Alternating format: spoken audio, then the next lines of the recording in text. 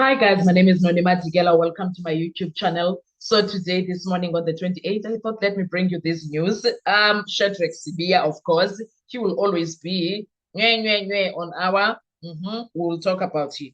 So this is what's happening with him currently. You would remember that he went to the ad hoc committee to answer for the accusations that Nhlanhla Mkhwanazi has leveled against him. Now, this is what happened. Sibiya's disciplinary hearing starts on Monday, which was yesterday, the 27th of October. I'm going to read an article from News 24. Bram Mashego is the one that wrote it. Shadrack Sibiya's disciplinary hearing could lead to his permanent removal from the SAPS. The charges center on allegations that he interfered with political killings task team investigations. The most serious charge accuses him of defeating the ends of justice.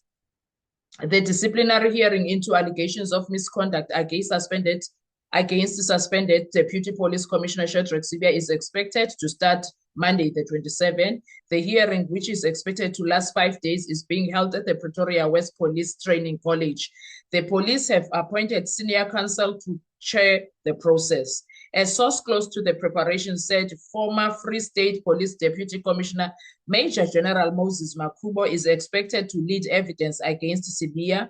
Makubo will be presenting evidence gathered by Western Cape Provincial Commissioner Lieutenant General Thembisile Phetekile during his investigation. Sibiya was suspended in August by National Police Commissioner Fanny Masemula, who served him with formal charges that could lead to his permanent removal from the SAPS. The disciplinary notice dated 19 August 2025 accuses Sibiya of serious misconduct relating to his alleged interference in the political killings task team investigation in KwaZulu-Natal between January and July 2025. According to the formal notice signed by Masemula, Sibiya faces 4 charges under the SAPS discipline regulations, all centered on allegations that he instructed the withdrawal of case dockets from the political killings task team in KwaZulu-Natal to the Divisional Commissioner for Detectives and Forensic Services. The most serious charge accuses him of defeating or attempting to defeat the ends of justice, while another charge alleges he committed acts that detrimentally affect the image of SAPS. The political killings system was established in 2018 to investigate political assassination in KwaZulu-Natal, but was controversially disbanded in 2024. The unit has been probing high-profile political killings that have plagued the province for years. KwaZulu-Natal Police Commissioner Lieutenant General Nhlanhla Mkhwanazi previously made exclusive allegations about interference in the task team's work, leading to a parliamentary investigation.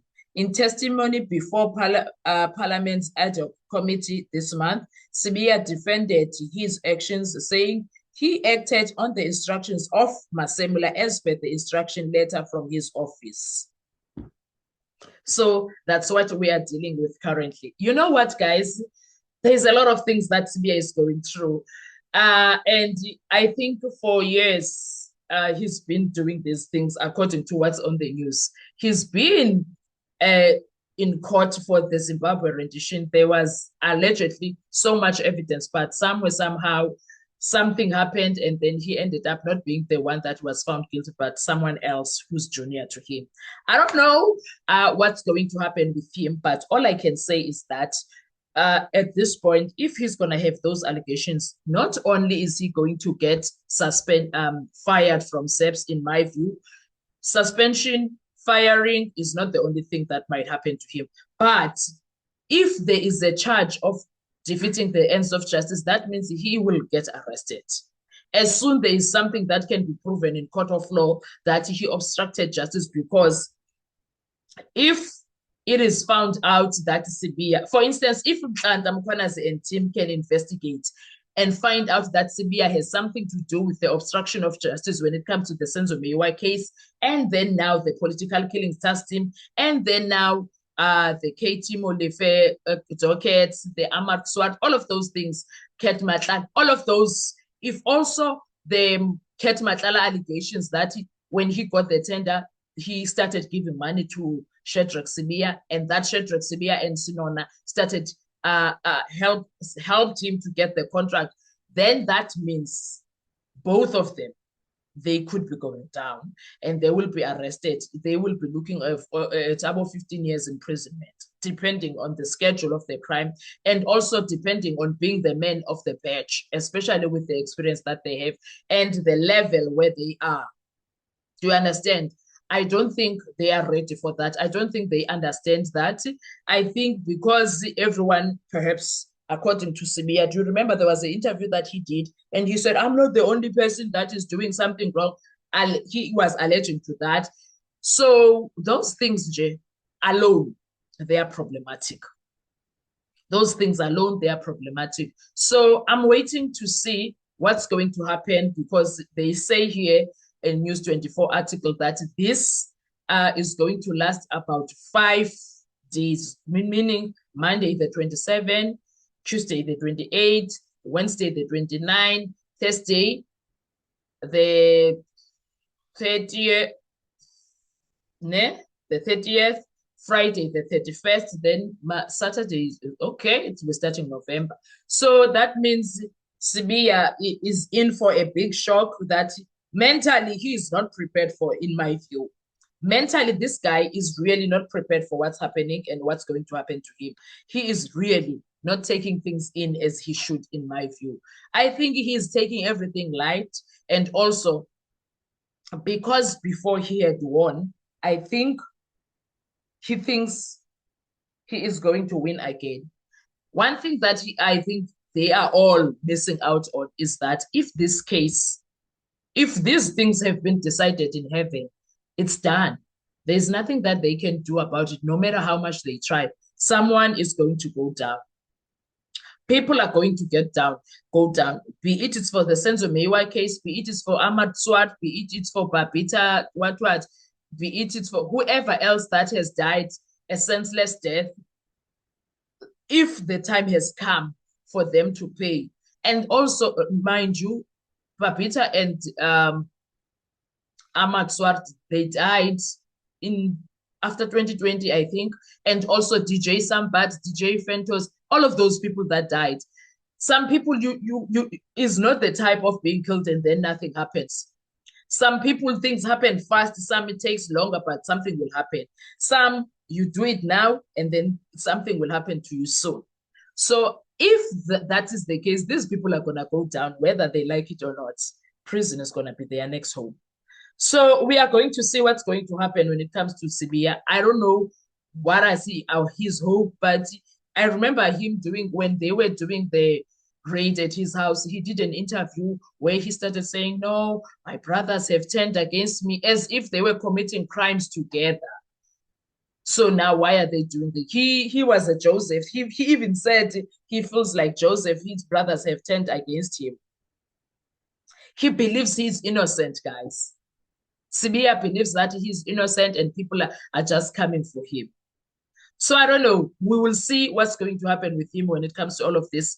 But all I'm saying is this. If this has been decided by the Almighty God, there's nothing that anyone can do. There's no Sangoma. There's no prophet. There's no angel. There's absolutely nothing anyone can do. If it's been decided, it's time to move. It's time to move. It's time to move. There's nothing that any of them can do to assist the situation right now where it is. It's Chaile for all of them. Chaile for all of them. There's nothing that they can do right now.